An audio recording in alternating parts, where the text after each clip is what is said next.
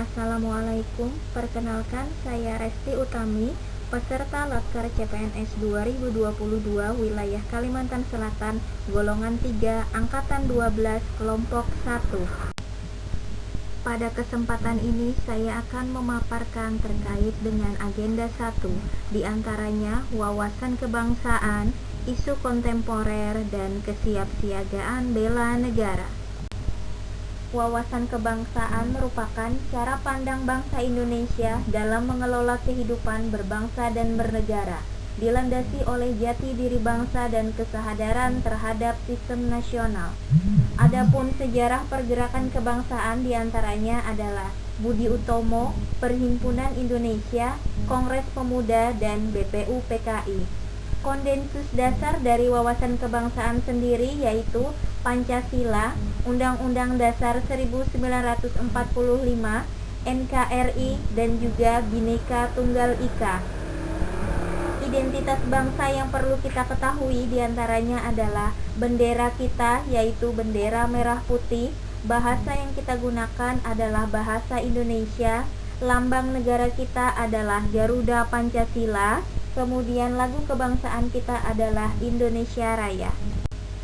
Dalam wawasan kebangsaan ada nilai-nilai bela negara yang harus kita ketahui.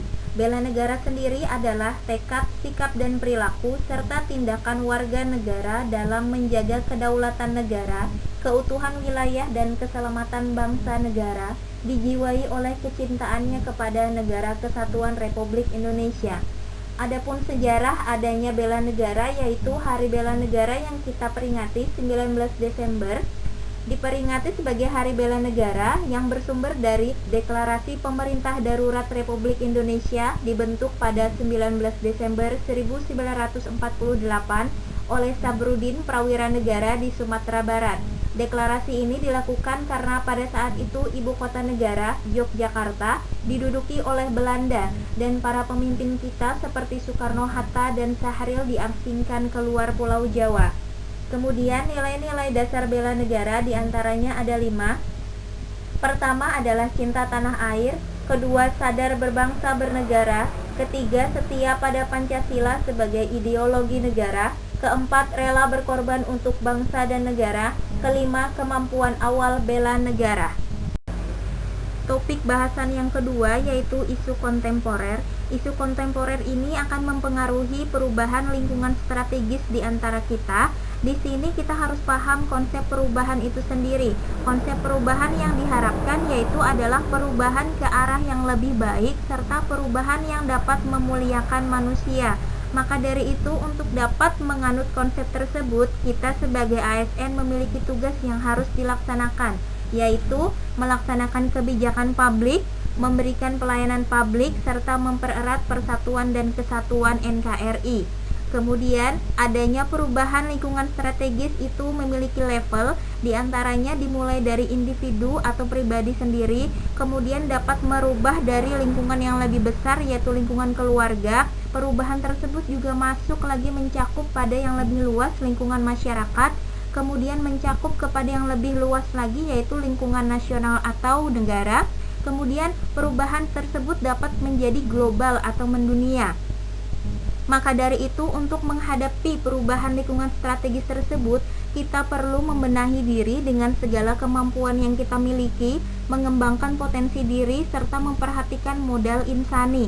Modal insani yang harus kita perhatikan yaitu ada 6. Yang pertama adalah modal intelektual, yaitu diperlukannya tingkat pengetahuan untuk kita. Kemudian modal emosional, diperlukannya kita untuk dapat mengelola emosi. Kemudian modal sosial, yaitu kita dapat bekerja sama dengan masyarakat sekitar. Modal ketabahan yang merupakan modal untuk sukses dalam kehidupan. Kemudian modal etika dan moral, kemampuan kita membedakan sikap atau perilaku yang benar dan salah. Dan yang terakhir adalah modal kesehatan, yaitu modal yang mengutamakan kesehatan fisik atau jasmani kita.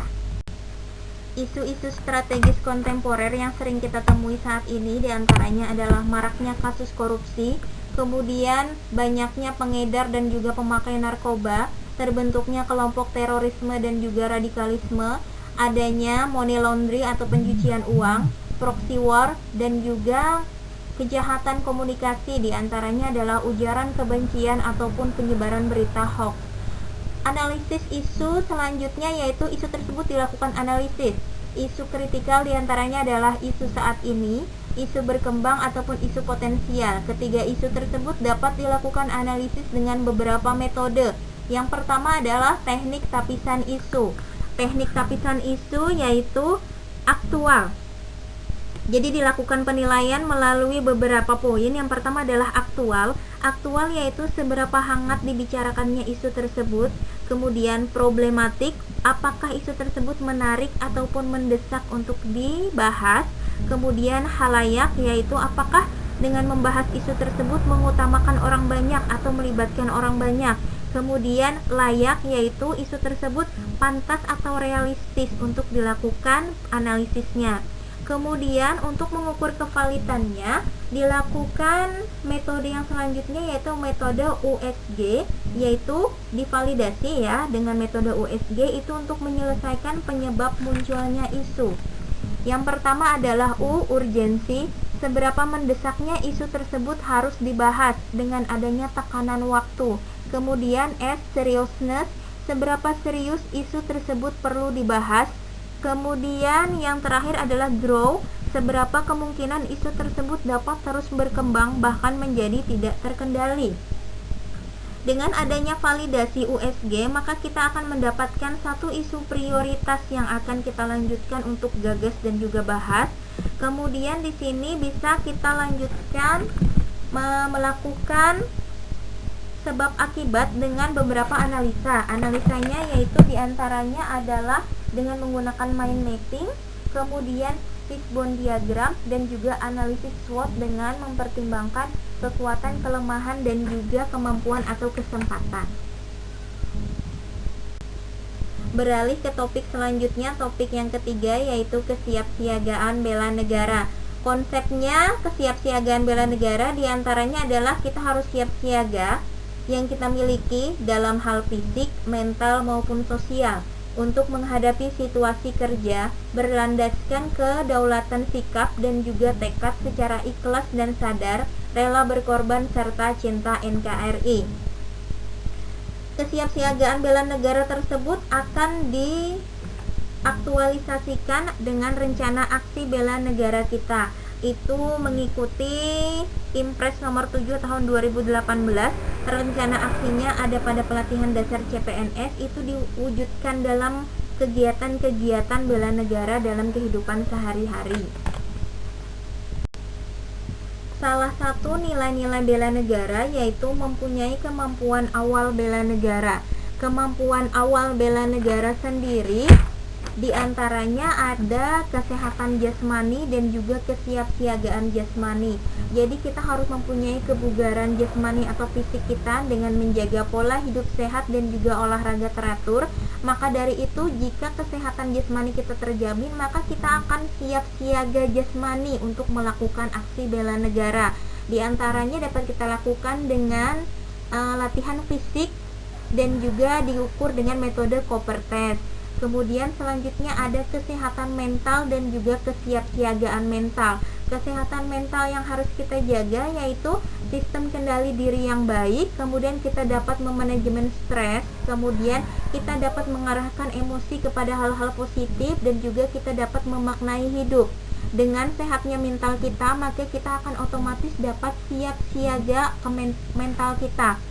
Yang harus kita persiapkan yaitu adalah kecerdasan emosional. Di antaranya mengelola emosi, memotivasi diri, dapat empati kepada masyarakat atau orang lain, dan juga menjalin hubungan dengan orang-orang sekitar.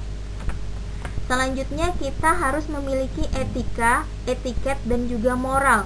Apa itu etika? Yaitu ilmu tentang apa yang biasa dilakukan atau tentang adat kebiasaan. Etiket yaitu adalah bentuk aturan tertulis atau tidak tertulis karena tata krama ya, mengenai tata krama, sopan santun di antara sesama manusia di masyarakat.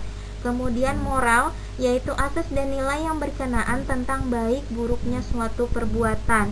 Dan di sini juga kemampuan awal bela negara kita harus menjunjung kearifan lokal, yaitu hasil pemikiran dan perbuatan yang diperoleh dari lingkungan hidupnya, berupa ucapan, cara kerja, dan juga lain sebagainya.